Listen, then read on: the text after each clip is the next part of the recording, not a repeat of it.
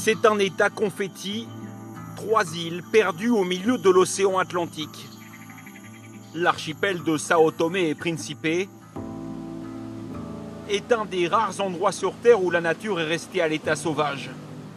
Un alliage de roches noires volcaniques et de forêts vierges, de cascades et de pics rocheux.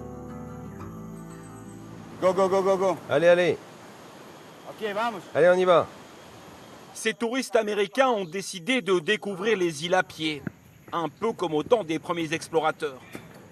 Leur guide, c'est Jean-Maxime Guyot, un Français installé dans le pays depuis 5 ans.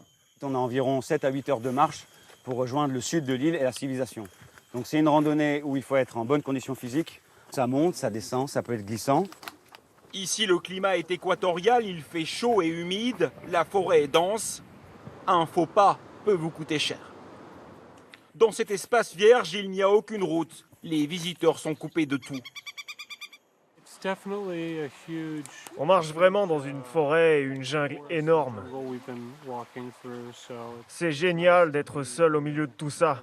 On se sent apaisé. On vit dans une grande ville, donc c'est quelque chose qui nous manquait. Et ce qu'il n'y a pas dans les grandes villes non plus, ce sont ces milliers d'espèces de plantes.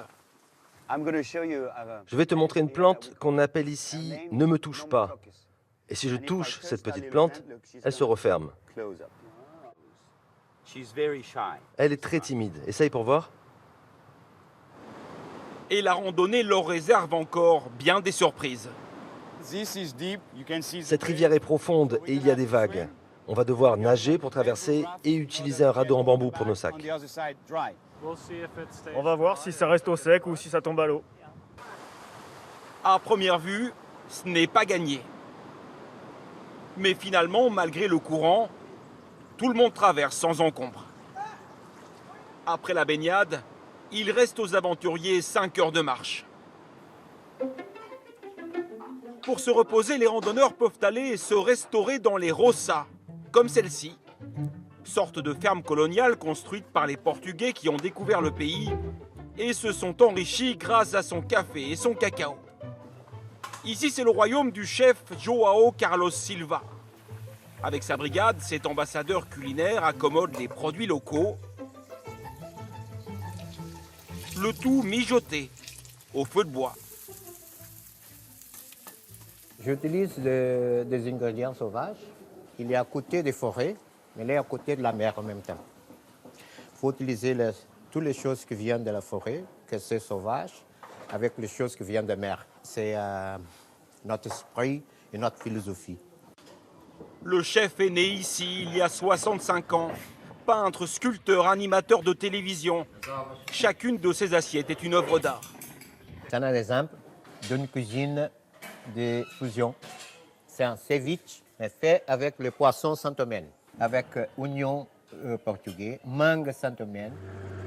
Le poisson, c'est l'ingrédient phare de la cuisine santoméenne. Ici, c'est l'océan qui fait vivre les habitants comme ce pêcheur qui utilise une simple ligne. Regardez, ça c'est une dorade. Ici, on pêche pour se nourrir et faire du troc pour échanger nos poissons contre du riz, des haricots et des bananes. Il habite sur la petite île de Rolas, c'est-à-dire exactement au centre du monde pour les géographes, là où le méridien de Greenwich rencontre l'équateur. L'archipel fait partie des pays les moins visités au monde, malgré sa beauté, avec à peine 15 000 touristes par an.